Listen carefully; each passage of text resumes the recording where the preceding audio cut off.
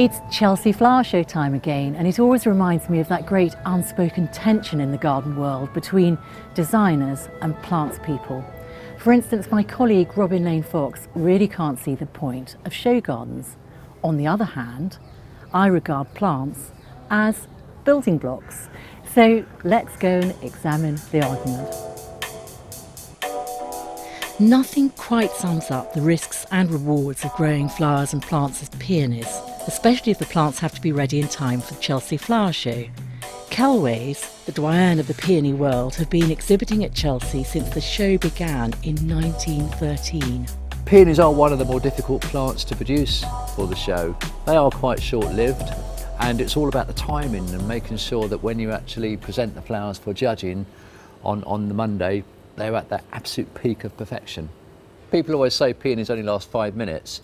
Well, I suppose individually a plant will only be in flower for a couple of weeks, but if you plant several peonies and choose the species and varieties carefully, you can actually have peonies in flower from the first week of April right up until the first week of July, which is actually a 3-month season. So it's just a question of choosing your varieties. Chelsea gold medalist Jo Thompson, who designed the Chelsea Barracks garden, shares Dave's love of plants.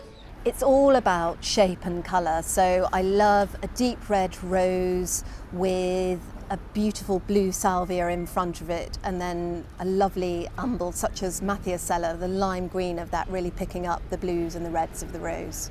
Plants don't behave, so I can't always guarantee that I'm going to get them in flower at the same time, which is very stressful. So what we have to do is look for substitutes. I don't ever bank on having a certain flower in bloom at this time of year. If I want to use Rosa Chianti and it's not in flower, I might have to look at something else like Munstead Wood. If the umbel is going over, we can use something else that has that same sort of lime green colour, perhaps an Angelica. So it's all about being slightly relaxed. Cleve West, who's twice won Chelsea's top award of Best in Show, comes from a background in sculpture and structure. He rates hard landscaping as so important, he's even considered forgetting the plants altogether.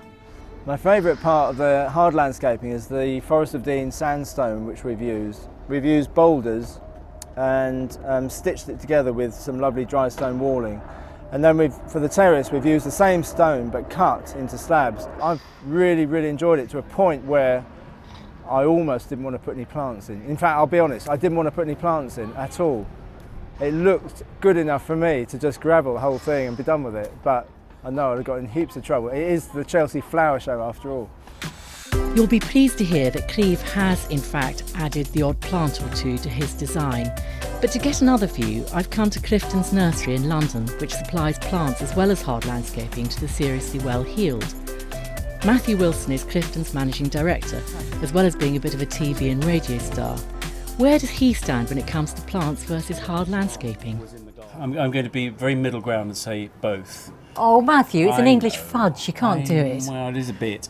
But I've always believed, I mean, my interest originally came very much from plants. And my background was working with the Royal Horticultural Society, obviously all about plants.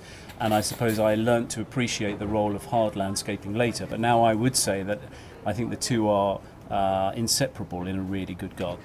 Why? Because the hard landscape can solve problems. So if you've got a garden that's on a steep slope, for example, as mine is, it enables you to transition from one space to another.